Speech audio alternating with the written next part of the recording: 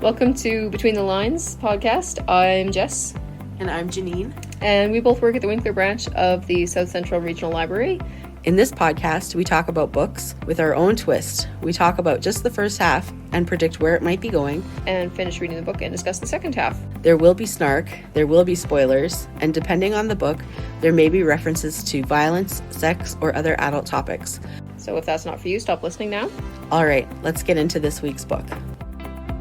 Today's selection is Carrie Soto is Back by Taylor Jenkins Reid.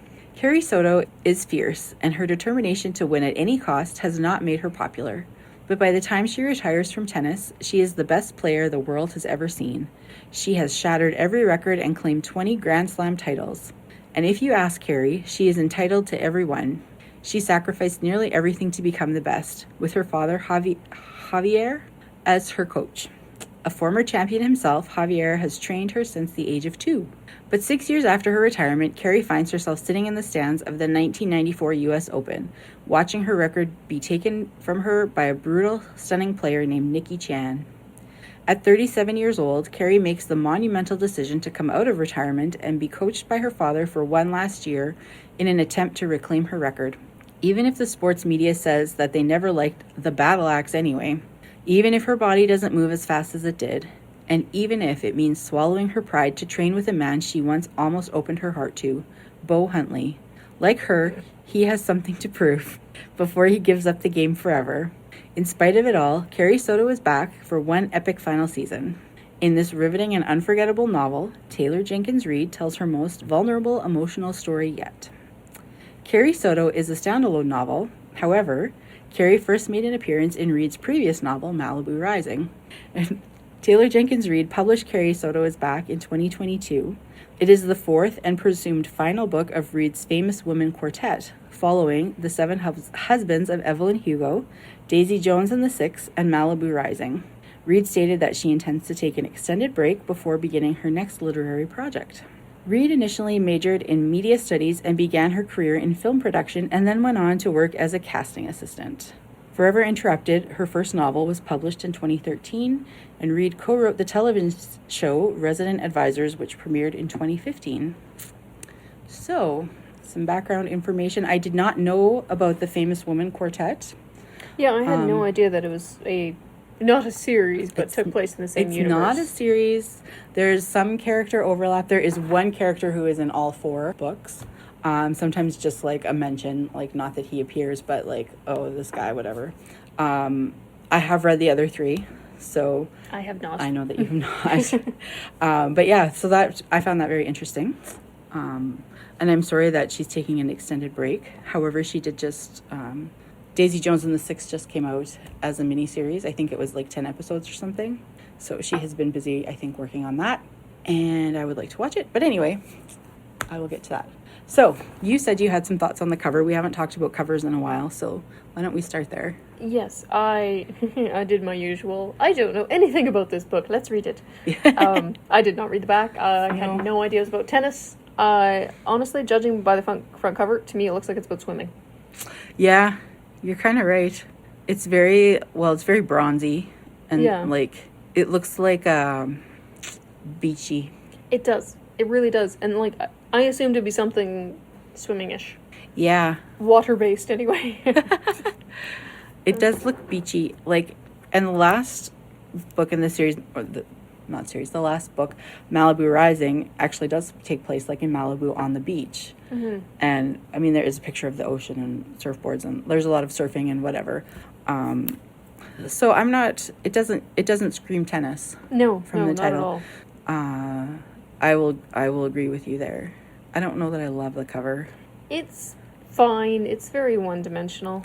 If I didn't know anything about this author, mm-hmm. and I just saw this book, I don't know if it would grab me. It wouldn't grab me. Like, there's nothing about it that says, read me, I'm interesting. No. And it has one of my pet peeves where the author name is bigger than the title. See, and that's the thing, like, I bought this book because of the author, because I have loved some of her previous work. I think that's how you know you've made it as an author, when your name is bigger than the title, and people buy it just because it's your name. Yes, I actually think I maybe pre-ordered this one. Daisy Jones and the Six is one of my favorite books. I read it in about a day. I closed the book and I was like, can I read it again? I didn't, but I really wanted to. That's how you know it's a good book, when you actually just want to turn around and read it again. Yes. Now, having said that, I tried to start it again now because I wanted to read it before I watched the show, and I have not made it through it yet, so that's why I haven't watched the show, because I want to finish the book before I finish the show. Anyway. Really properly critique the show for not following the book. Yeah. Makes sense. From what I've heard, it is very different, but apparently not in a bad way, so we'll see. That one is a lot of sex, drugs, and rock and roll. So if that's not your thing, don't read that. But, yeah. So. I found the chapter layout of the book interesting. It's very cut up into her tennis career. Like, it goes by tennis, chapter-wise. Mm-hmm. And, meh. I found it, I don't know, the way things were split up was just a little bit odd to me, honestly. Okay. So. Are you finding it too Tennessee? It reads like a sports biography. Honestly, to me, it reads just like a sports biography. This could be nonfiction, and I wouldn't have argued. See, before I read this book, I read somewhere that somebody said you shouldn't let the fact that it's a book about tennis deter you from reading the book because it's a good book. But it's literally just about tennis. And yeah, like if you don't like tennis, don't read this book because it's all tennis. It's a lot of tennis. And I was really hoping for more like personal life stuff. Mm-hmm. As opposed to just tennis, but the focus in this book is really tennis centric. Yeah. To the point where at one point she mentioned, "Oh yeah, I have friends," and I went, "Literally who?" Exactly. Because we followed your life from when you were 2, and I have seen no friends. She has no friends. She really doesn't.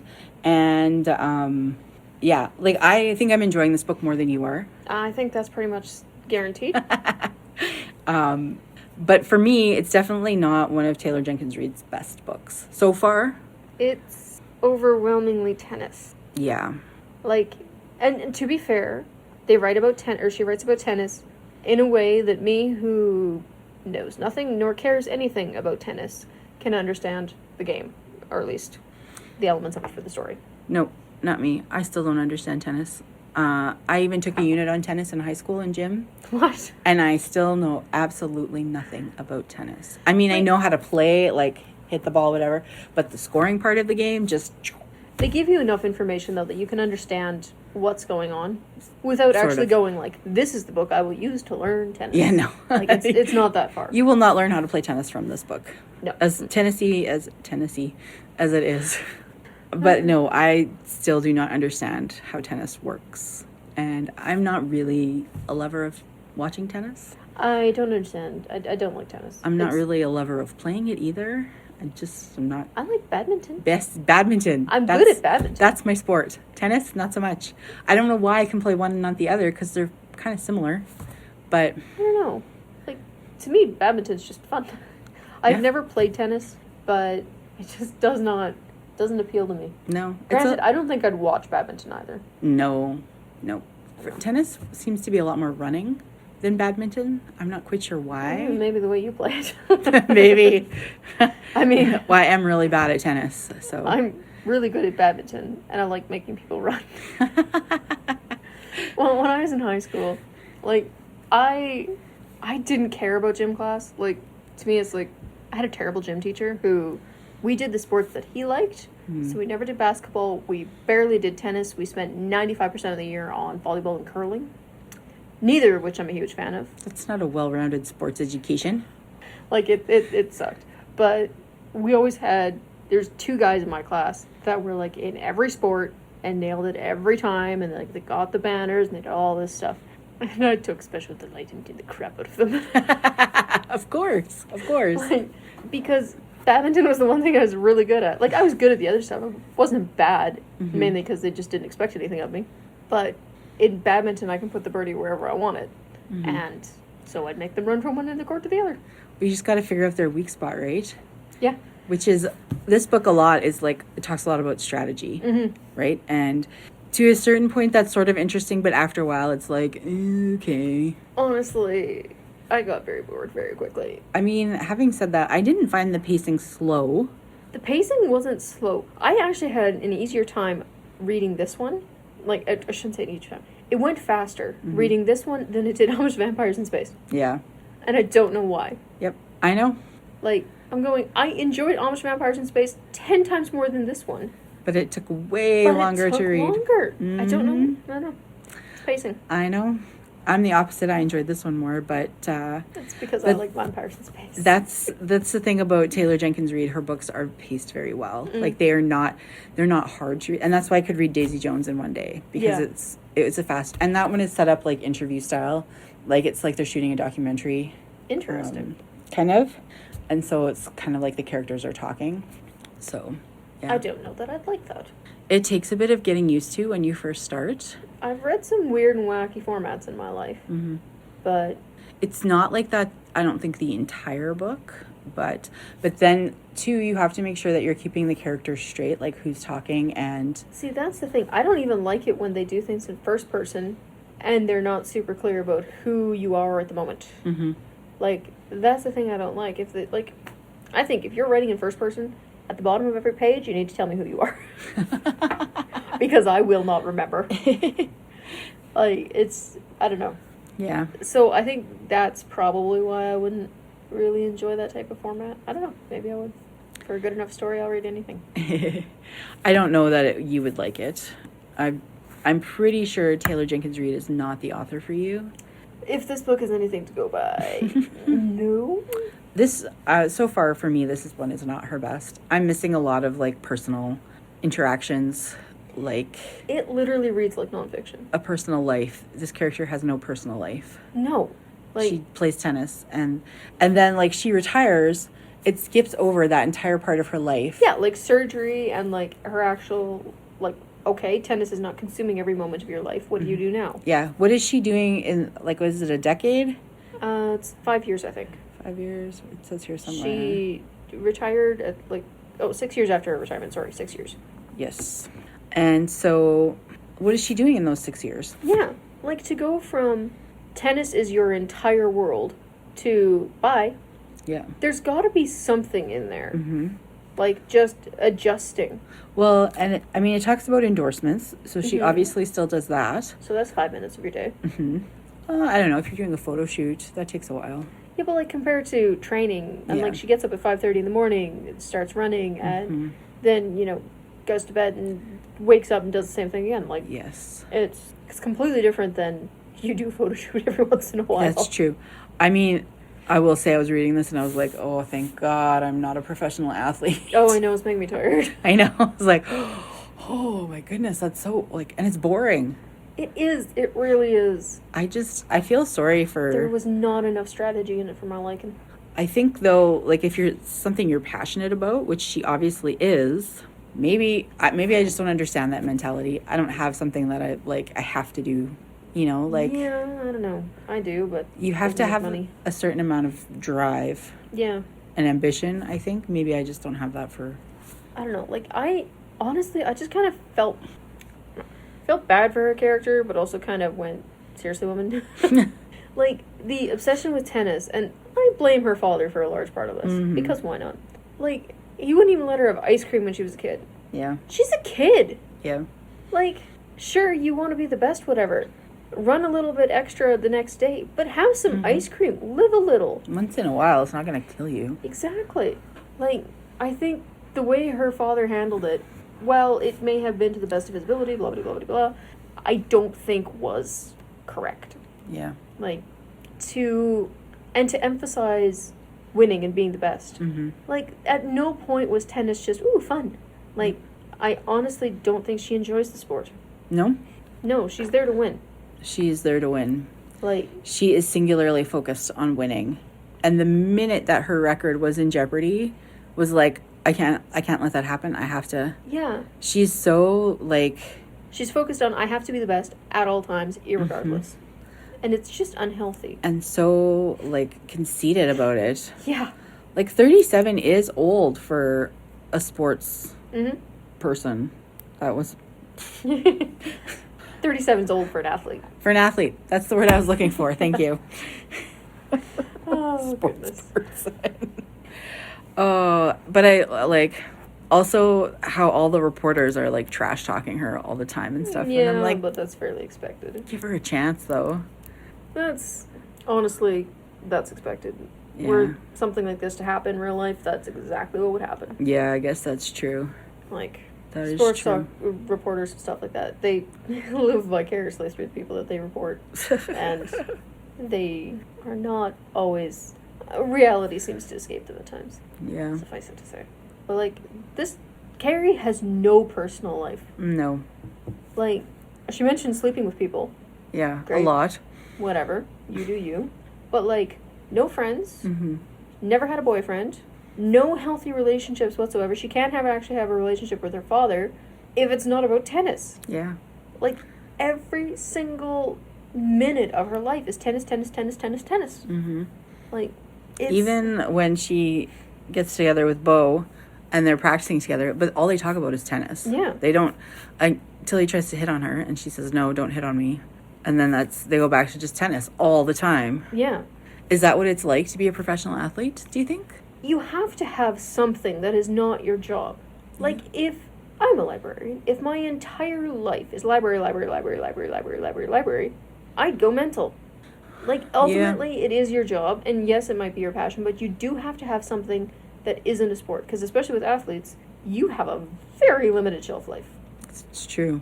Like, you need to know how to exist without, that being your only reason for existing. Unless you're Tom Brady. Yeah, Tom Brady. That guy didn't know when to quit. Sorry. Yeah. No. I have feelings about Tom Brady. Can't say I'm a fan. I don't even care about football one iota. Nope. But I have strong feelings about Tom Brady. So anyways. Yeah. I did not like stopping just before the French Open because now I need to know who wins the French Open. Okay. I misread how far we were supposed to go. You read the French Open part? I read the French Open part. Because I read the note as read to the end of the French Open, not read till the French Open. I think I wrote read up to. And I put the page number, but your page numbers are probably different. My page numbers are different, yeah. Like, it's just because the other two were read till the end of. I know, and I didn't know how to write it differently. That would make it more clear. Yeah. Anyway, so don't spoil it. No, I'm not going to spoil it. But my feeling is that she's not going to win the French Open. But I feel like she will win something. She will win something. She has to. That's pretty much guaranteed. It is still a sports book. You have to win at some point. Yeah, well. But I hope by the end of the book that the character has gained some perspective on life and that tennis is not her be-all and end-all of everything. Mm-hmm. Because, frankly, her obsession is concerning. Yeah. She has no healthy relationships. She doesn't love the sport. Mm-hmm. She's just obsessed with being the best. And this might actually be in the part that you haven't not read yet. But Beau mentions at one point that if she's not winning, she quits. Yes. No, I have read that part. Yeah. Yep. Yeah. And at one point she said after she lost one of the Grand Slams, she went home, wouldn't come out of her bedroom for 2 weeks. Mm-hmm. Like, she has no idea how to cope with losing. Yeah. Without being a pouty little brat about it. And maybe that is a professional athlete thing. We don't know that life. No, as a professional athlete, you have to be able to actually get past your losses and learn from them and build from your mistakes. Because so much of being an athlete is mental. Exactly. Like, you get in your head, right? And you have to figure out how to deal with that. Yeah. And the one thing that struck me with this is, as the other women that she was playing against seemed like they had, if not friendship, they at least spoke. Camaraderie. Yep. The kind of, we're all in this together and I'm going to wipe your face off the court. Yep. She had none of that. Nothing. Like, to the point where I'm going, are you like a sociopath? Do you have like some kind of actual condition? Well, I mean, if you think about her life though, she grew up with just her father. She played tennis from a young age. She didn't really socialize because all she did was play tennis. She probably doesn't know how to have a relationship. Yeah. And I wonder if it would be different if her mother had lived. Oh, completely and totally. And would she have turned into Carrie Soto, the battle axe? I don't think she would have. No, I agree. Like, she has nothing in her life except for tennis. Yeah. And I mean, even though you think about it, pretty good chance that all the other women competing have been playing tennis from a very young age, put same amount of dedication, hard work, effort into it, but still managed to actually have a relationship. Yeah, but that depends on your, like, I think a little bit on your family. Like, dads are not they're not necessarily traditionally the best the at emotional stuff.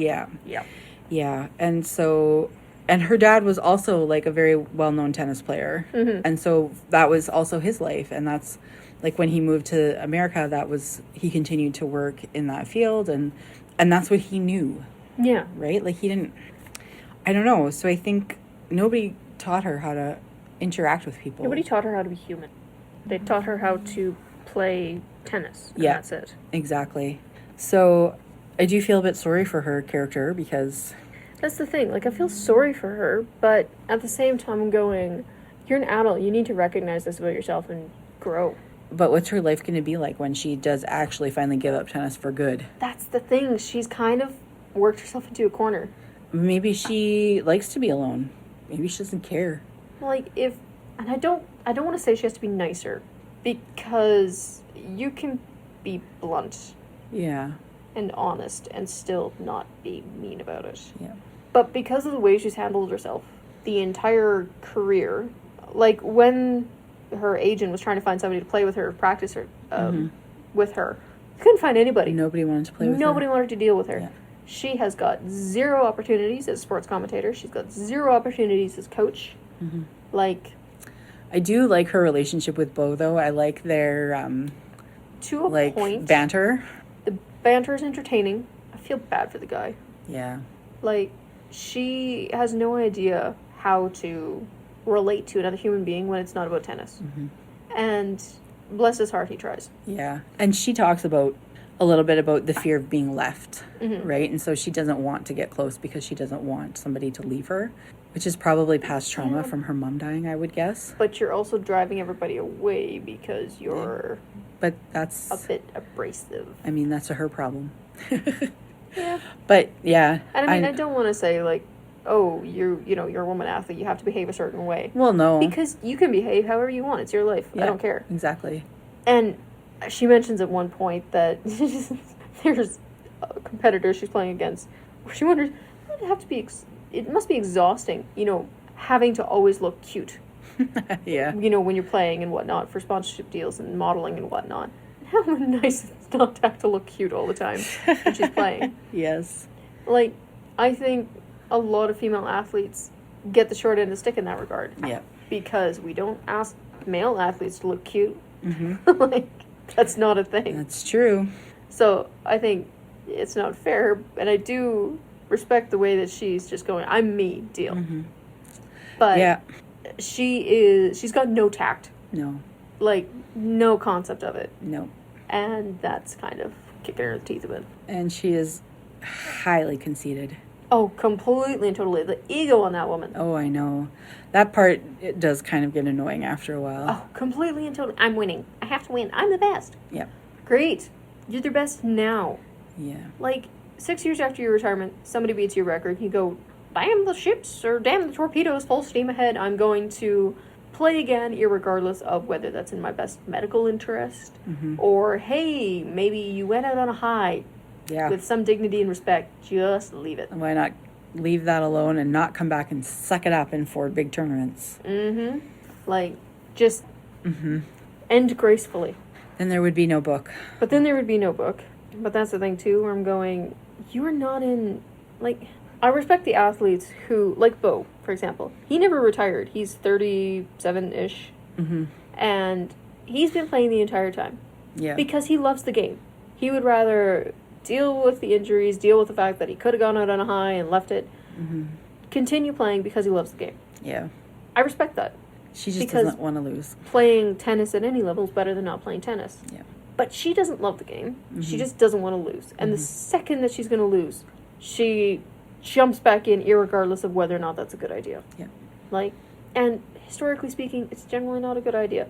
You might win 1 or 2 more things, but in reality, you're not there for a long time. You're there for a good time. Yeah.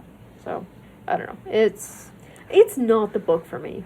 No. Like, I don't like the characters. Like, pretty much any of them. I don't like any of them. Do you think that any of them will redeem themselves in the second half? I mean, she might get hit in the head with a tennis ball and realize that tennis isn't everything. Doubt it. Javier, I don't know. I think he's sort of already realized a lot of his mistakes. Mm-hmm. And is trying to fix things to a point. What do you think about the woman he met on the plane? I think Javier's got game. See, I was suspicious of her. Yeah. I'm like... I am quite surprised he hasn't found another woman at some point. Mm-hmm. Like, or maybe he does and he just hasn't told her. Yeah. Because there was one part where she talked about seeing, like, a razor and an extra toothbrush in the bathroom. So yeah, there may have been. I wouldn't be surprised. Yeah. But I also kind of feel like... actually, no, I can't say that because I think that might be from the part you haven't read yet.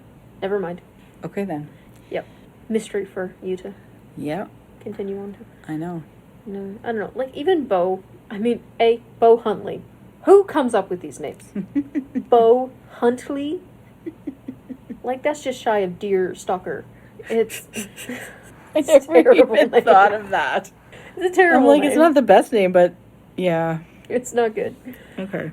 He's... I don't know. He's better than her. But he's still, like, the temper tantrums on the court. Dude, grow up. I know. Like, if at this stage you haven't got that handled, you need to check yourself before you wreck yourself. Like, I get in his early days he was drinking quite a lot, and, you know, that'll make some issues. But he's still a little on the immature side. Mm-hmm. Like... Yeah. Also the word canoodling. I don't know if I love that word too much. Canoodling sounds like something you do in the back of a Studebaker. Yes. Yeah. Yes. It's not a great phrase. It's... Anything else? Any predictions? Is she gonna be back for good? I just got Backstreet's back. All right. I kind of hope she loses. Like, I think she's gonna win, but I kind of hope she loses because it doesn't matter whether or not she wins. The amount of wins she's gonna get in this year that she's back is not gonna be enough to actually, you know, move her record so far up that it's untouchable. Yeah. Like, if it only took 6 years for somebody to break your record, like, yeah, it was a record. Mm-hmm. But it was not... It's not Wayne Gretzky records. No. Like, where it's like, oh, my word, how is that even possible? It's just like, yeah, you did good. Mm-hmm. And not to take away from that, you did good. Yeah. But the reality is, the sport changes, people change, training changes, and eventually somebody will break your record. Yeah. And somebody will eventually break theirs. You cannot... Like, the amount of abuse she's putting her body through just to get, you know, 1 or 2 more. Mm-hmm. Yeah. Really? Like, so when she's 75 and somebody's going to break her record again, is she going to come, like, you can't keep doing that your whole life. No, it's not healthy. No. And at 75, well, I mean... Just stop. Yeah. Like, she went out on a high, she was record for a while. Like, you made an impact on the sport. Mm-hmm. You changed the way some people play. You inspired a whole new generation to actually be interested in tennis by some miracle. Like, yeah, just leave well enough alone. Enjoy your legacy and explain to us what you did for 7 years. Exactly. Yeah, there's just not enough personal stuff so far in this book for me. It's just a lot of tennis. They haven't made her human. No. I say they. The author, Taylor Jenkins Reid, has not made her human. She has not a bunch made of her scientists. Human. Yeah, but we'll see. I'm hoping she wins at least one title, just to make it worth her while. Yeah, I think she's going to probably, but I don't think she's going to break her record. I'm hoping there's some kind of acceptance of the fact that she is not queen of the world. And I suspect her and Bo are going to get together. Oh, yeah, for sure. And there will be some sort of big conflict. Yeah. For sure. Blow up. I guess we'll see if we're right or not. Yep. And we're back with part 2 of Carrie Soto is Back. Now, I know that you did not like this book. It was fine. It just, to me, it read like a sports biography, and if I wanted to read a sports biography, I'd read a sports biography. I thought the second half was less biographical. It was better, but it's still very much, like, it jumps very much. Like, it's, I played this match, and then I started training for something else, and then we jump ahead 3 to 4 weeks, and I play this match. and then you get more detail about the match than you do about anything in between. Sports biography. But they did start developing some of the personal relationships in the second half a lot more than in the first, I felt. But also, like, there was, like, pretty much nothing in the first half. So it's not that it's fully fleshed out, it's just that there was something. So. I really enjoyed the relationship between Carrie and Nikki Chan. Yeah. I just thought that was hilarious. The thing is, I appreciated the fact that it was kind of brutally honest. Yeah. Like, they're competitors. Mm-hmm. At no point are they gonna, play nice. Yep.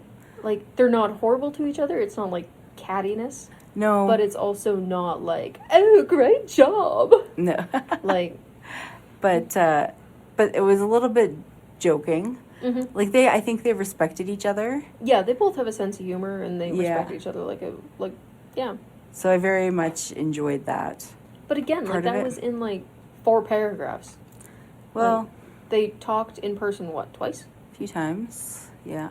Because Nikki invited her for a drink. Mm-hmm. So they did.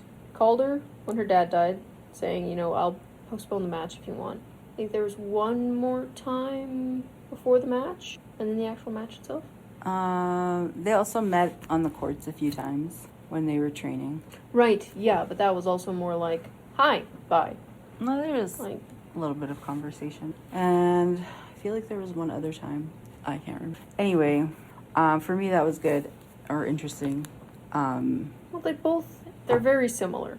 Yes. Like, and I think that probably helped with the whole, it's easier to talk to somebody who's also kind of lived the same life that you have. Yeah.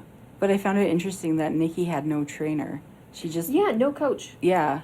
She just did it all on her own. Yeah. And I was like, how did she even do that? Well, I don't know if she did all on her own for the entire career, because she's like 31, 32. Mm-hmm. Or if she just didn't have a coach at the time. Yeah, it wasn't made clear, but... Like, it implied that she hadn't had a coach for a while at least. Yeah.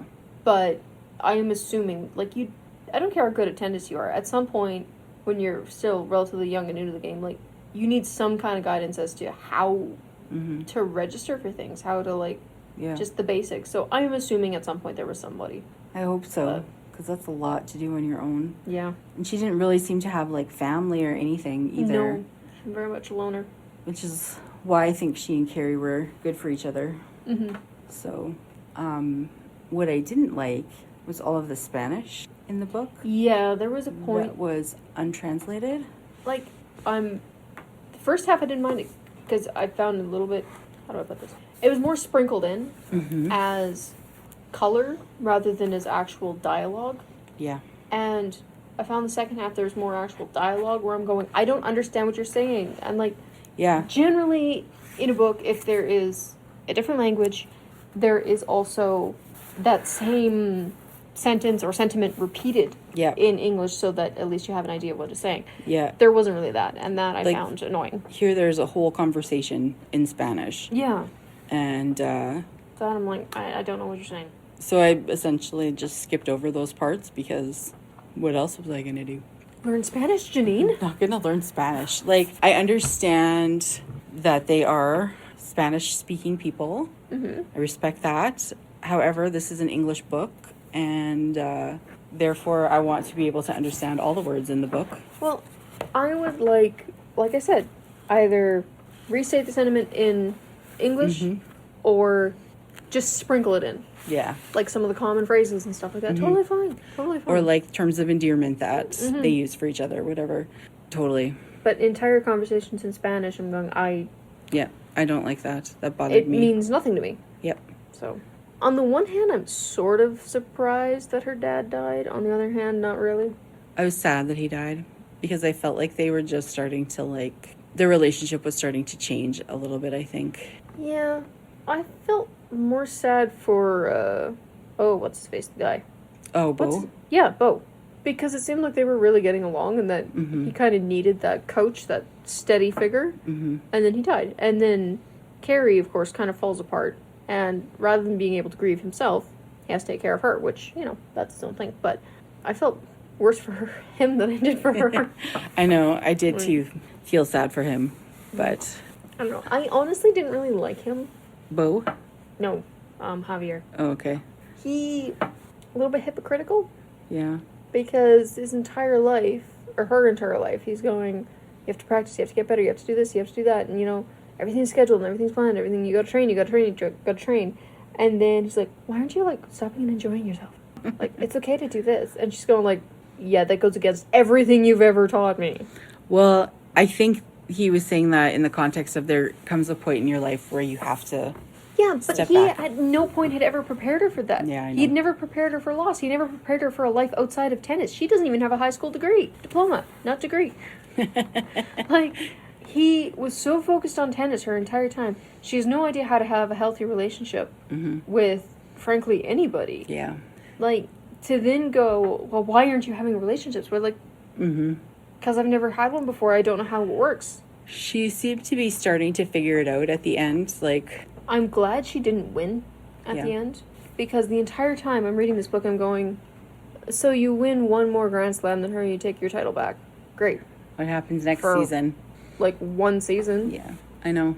Like, you're not increasing the win margin by, like, 5 or 10, where it's like, okay, now it's a challenge. You're increasing it by 1. Yep. Whoop-de-doo. Yeah. And I appreciated the fact that she became okay with it in the end, that she was able to accept it, and that she was able to, like, let go of all of that. I have to be the best. I have to have my record. It did, on the one hand, feel a little bit like, oh shoot, this character has to actually come to some realization, because it a little bit shoehorned in at the end. But also I'm like, no, she came to the realization, I'm fine. It's fine. Take it as win.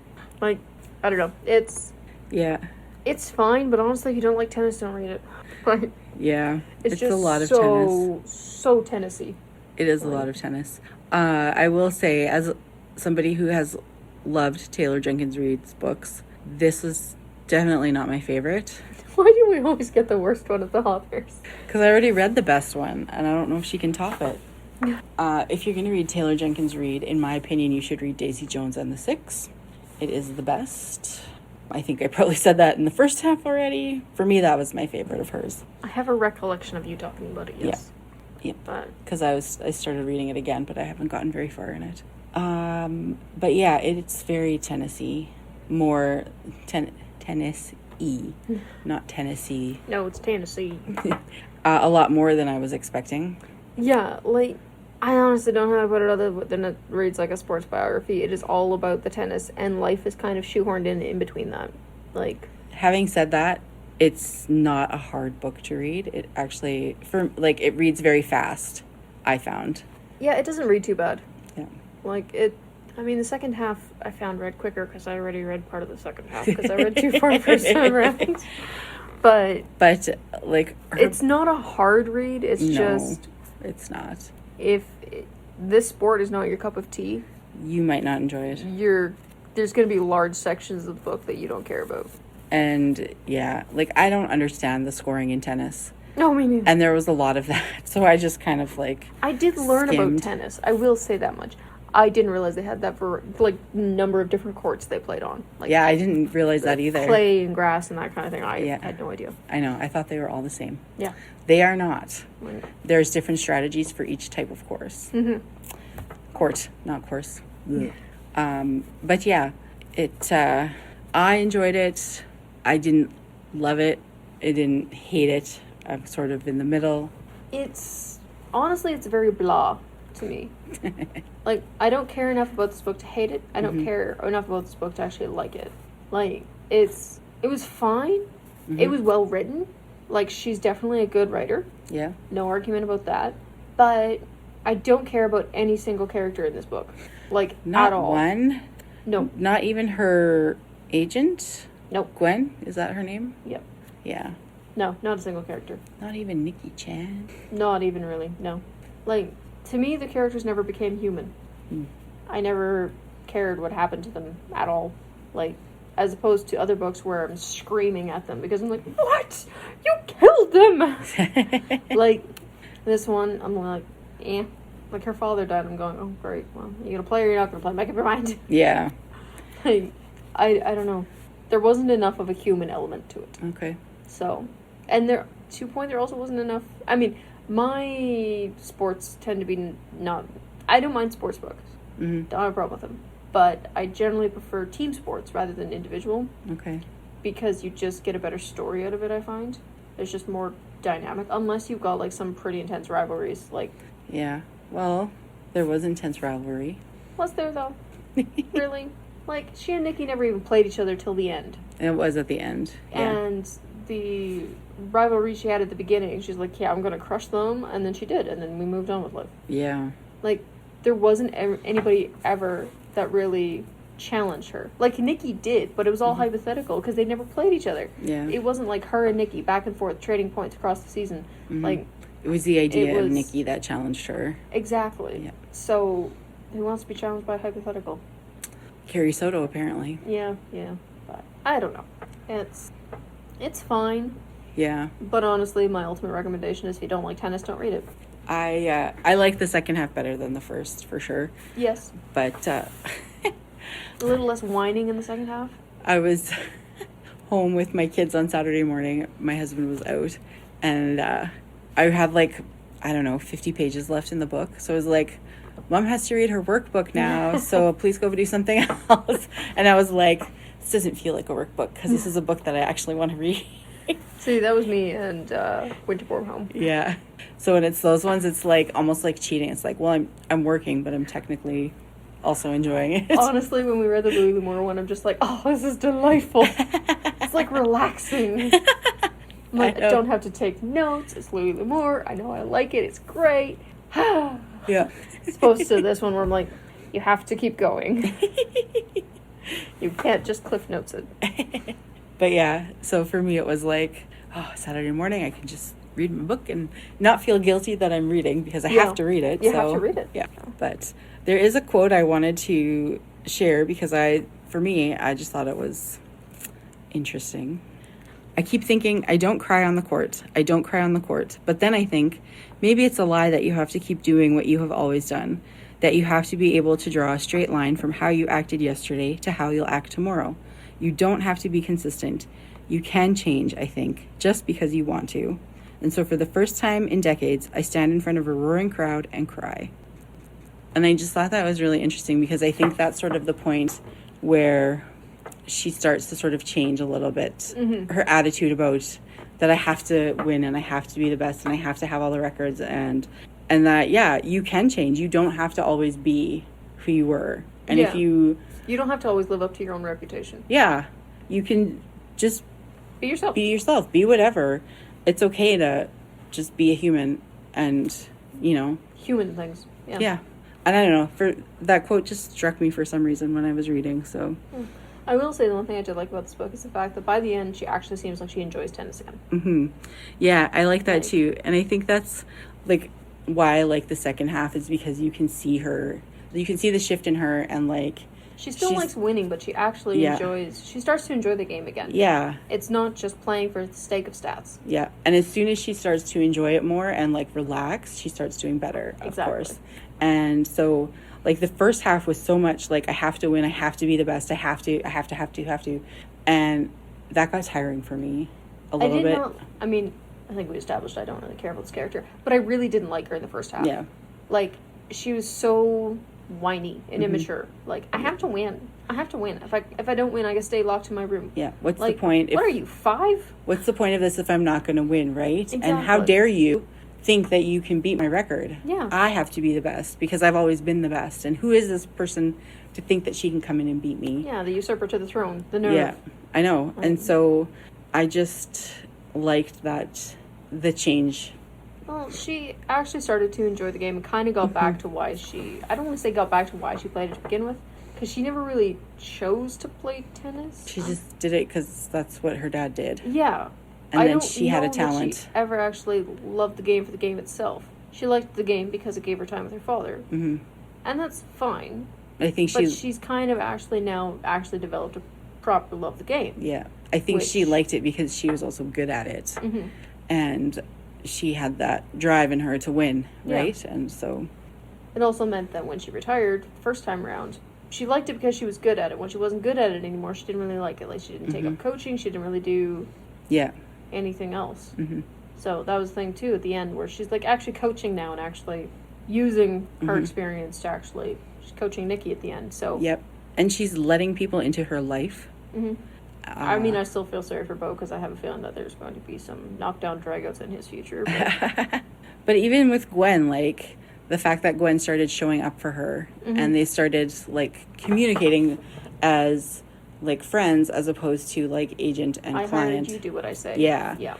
And sort of, like, because she lost her mom at a young age, and so then Gwen was kind of there to support her. And so I did like some of that, like, the more human side of it. In the second half, that I felt was really lacking in the first half. Well, it definitely gets better towards the second half. I think it's just not the book for me, that's all. No. This generally is not the type of book that you would read, I don't think. I don't know. I'm not familiar enough with the rest of Taylor Jenkins Reid's books. I'll read sports books. Got no problem with those. Yeah. I find them quite interesting. But it's generally a good way of kind of getting a peek into a sport that you don't really care enough to follow. I don't know if it's just because I was expecting something different. Like, everything I heard about Taylor Jenkins Reid is this, like, fiction. It's, like, standard adult fiction that's not, murder mystery, that kind of thing. So, I wasn't really expecting, like, this much of... I wasn't expecting it to be this Tennessee. Yeah. Like... But... And when it's 95% tennis, and you weren't expecting it, I don't know, maybe if I had read reviews or something of it first, it would be a bit more... fine because I knew what I was getting into, but that's just not how I roll. That being said, her books aren't all about sports. Yeah, no. That's the thing. I don't know enough about Taylor Jenkins Reid to know if she is something I would normally read. Yeah, like her last few have been about like famous women. Are they whiny?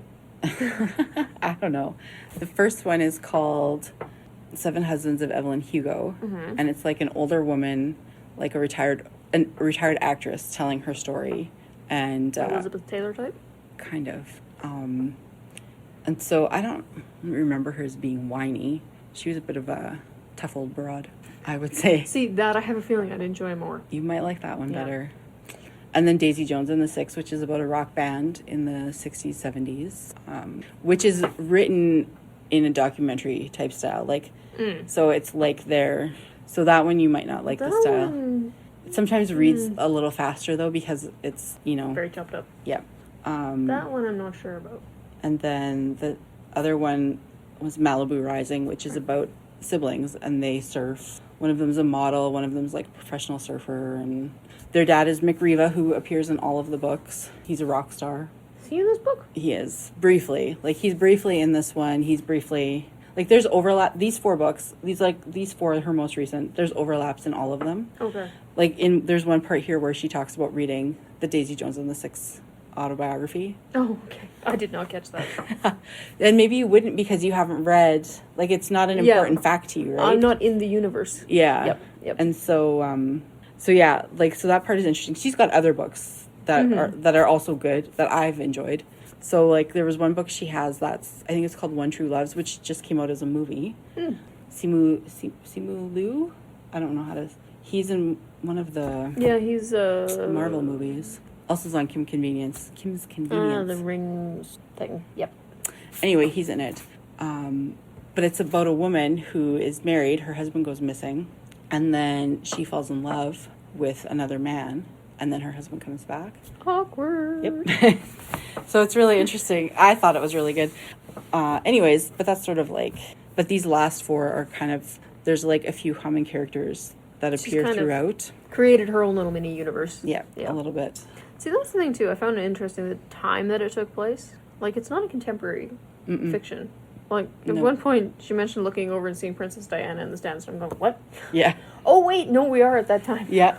Or she also talked about getting a fax. And I was like, fax. You're so old. Believe it or not, though, people do come in and ask if we have a fax machine. So. All the time. All the time. For the record, we do not. Yes, no faxing, but if you go to Tempo or Staples, they fax. How can you tell? We've answered this question a few times. Yeah. Anyways, I digress. So I would call this a good beach read because it's kind of fluffy. It doesn't take a lot of effort and thought to read this book. I would only read this at the beach after I've lined up all the crabs and made them fight. Okay, you wouldn't read this at the beach. The starfish would be the referee. But somebody who is into this type of book, it might be a good beach read for you. I think it's one of those things where if you've read the other Taylor Jenkins Reid's books, you like them because you get the little bits in the universe that I did not even notice. And I think if you go into it expecting a tennis book, you'll like it. Yeah. If I know. you go into it expecting a bit more contemporary adult fiction, yeah, you're not going to like it. Because I think that we'd already put this book on the schedule, and then I said something to you about tennis, and you looked at me, and, like, your face kind of fell, and you're like, tennis? I hate tennis. I'm sorry. As a sport, I'm like, oh, my word. It's like golf, baseball, tennis. Like, hate them all. I'm like, there's rugby, there's hurling, there's, like, everything else. Did you say hurling? Hurling, it's an Irish sport. It's crazy violent and absolutely brilliant. Think hockey and soccer and curved sticks and angry men. Very interesting. Sounds like, I was going to say lacrosse, but no. It's quite lacrosse-y in a lot of ways. But lacrosse, they have nets. Yeah, no, not quite. On their sticks. It's Irish, it is. Okay. The aggression of being oppressed by the English coming out in full force. I see. But, like, that, or, like, gymnastics or swimming, or, like, proper sports. Baseball is a proper sport. I hate baseball. I enjoy baseball. I would literally rather watch the grass grow.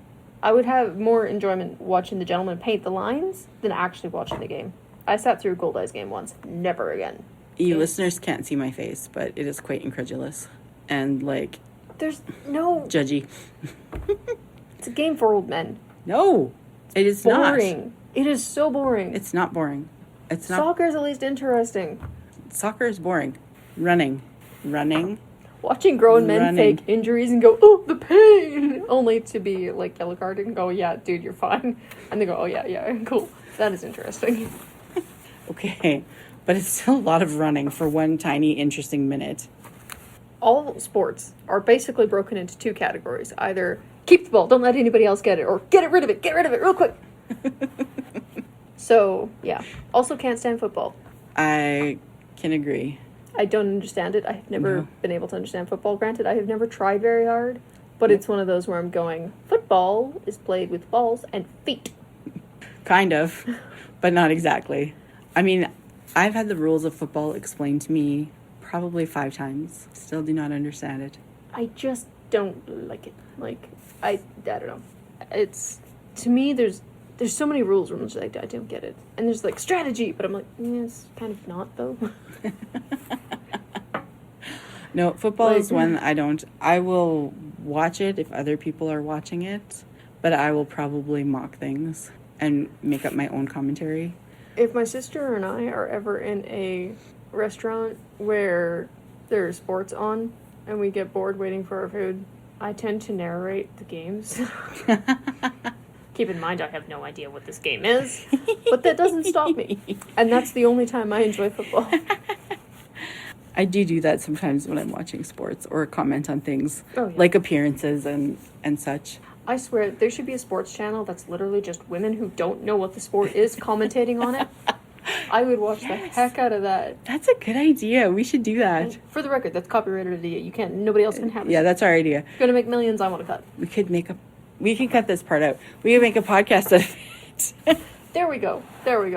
We'll just watch a sportsing event. Commentate on games we don't understand. Yes. It is fun. It is hilarious, honestly. But, yeah. It's kind of... We've gone off the rails a bit. Track. So anyways, I don't know that I have anything else to say about Carrie Soto. Do you have any fun facts for me? I do have some fun facts. You don't have them on your paper. They're just on my paper. Yes. Exclusive. Because I was behind.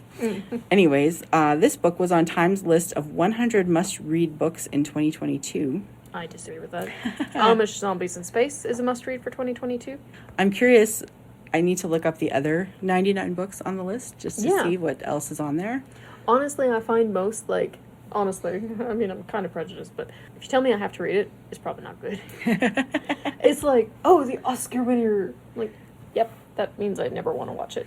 What I've started doing is going on Instagram and finding bookstagrammers who read books that are similar to ones that I enjoy, like who like the ones that I like. And then, like, if they recommend something, then I'm like, okay, that's probably something good because... we have the same taste. Yeah. Yeah. So... No, definitely. But, I don't know. I just find that a lot of times they're like, the book is edifying. Or I'm like, I don't care. Yeah. I want to be entertained. Yeah. And, like, lots of these books are, like, not something that just everybody would read. Yeah. It's like, you really should read the Iliad. I'm like, I probably will at some point, but that doesn't mean I want to read it now. I will not be reading that one. I think it'll be interesting. Just gonna say. So anyway, there's also some controversy surrounding this book. So I don't know if you would call this a fun fact, but a fact nonetheless. Gossip. The controversy has to do with white women writing non-white lead characters. So white authors who center stories around Hispanic and Latina characters tend to get higher paychecks and more marketing dollars compared to Hispanic and Latina authors who write authentic stories about their communities and cultures, which I found was really interesting. And that's from shelit.com. I mean, I think, like with all these conversations, we're not qualified in any way. No. And neither of us can say we've actually had proper experience to pass any kind of commentary on this. But I want everybody to get paid the same amount because, frankly, the fact that they don't is ridiculous. That is ridiculous. Not only paychecks, but also marketing. Yeah. Like, that to me seems wild. That's ridiculous. Yeah. Like, I wouldn't want to write from another culture's perspective, personally. I don't know that I'd even want to write from another gender's perspective. Yeah. I think that's the thing that always gets me when men try and write women. I'm like, Yeah, that's the thing. Like, James Patterson, especially, where I'm like, yeah. James, Well, have you met a woman? James Patterson is a special case. No, he is married. He and his wife have written books together for kids. I'm pretty sure. I just hate James Patterson. I know you do. I think that's also been well established on this podcast. Oh, we're getting off track. Any final thoughts? I would 7 out of 10 recommend. I'm at a solid 5. Read it. Don't care. I feel like you're only supposed to say 10 out of 10 recommend, but No, I think I can make it anything out of 10. Any amount out of 10 is a rating system that's often quite handy. I almost prefer 10 rather than, I don't know, 10's better than 5? Oh, yeah. Yeah. 5 is definitely better than 3. Rate it out of 3. Great. You're giving me ambivalence or hate. Yeah. Anyway, I think we've pretty much summarized this book. I honestly, I don't know, I might enjoy some of Taylor Jenkins Reid's other stuff. I might feel like I need to start playing tennis. So there's also that. You sure you want to play tennis? I think we'll leave it at that. Yeah. So that's what we thought of the book. But those are just our opinions, of course. We'd like to hear yours, so leave us a comment. Thanks for joining us for Between the Lines. And thanks for editor Linda for making sense of our mess. And we'll see you next time. Bye. Bye.